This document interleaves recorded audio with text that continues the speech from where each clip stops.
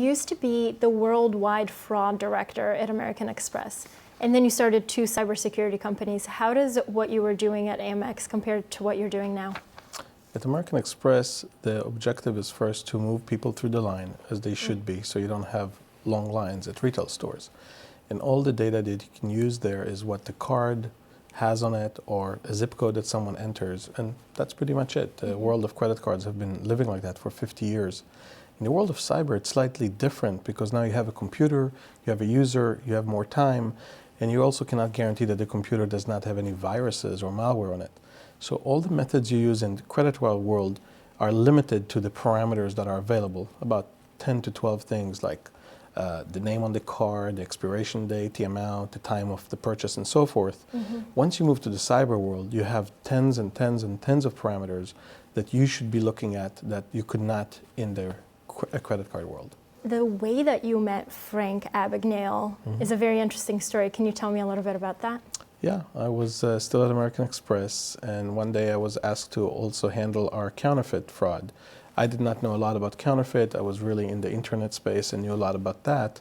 So I essentially looked for a teacher, somebody who will show me the ropes and explain to me how do criminals counterfeit anything. It could be a birth certificate, a passport, or a credit card.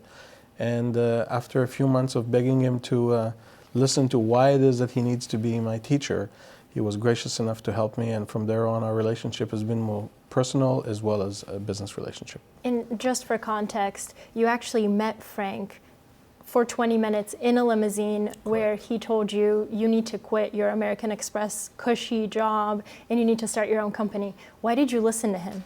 I was not born in the United States, and many times before meeting Frank, people says, "Oh, I'll help you," or "Let's do lunch," or all those things that make it sounds good, but it never leads to anything.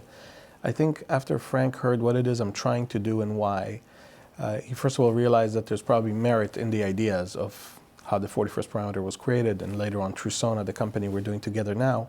And he basically says, if you are truly intending to make the world a better place, let me help you. And he really meant that. So when I started the 41st parameter, I basically called him and says, I will quit my job, we'll go do this, but I want you to become my advisor. So every step of the way, you can help me think through what would a crook do, what would the bad guys do, so we can together fix it until it gets so good. And that has been a really good symbiotic relationship between us.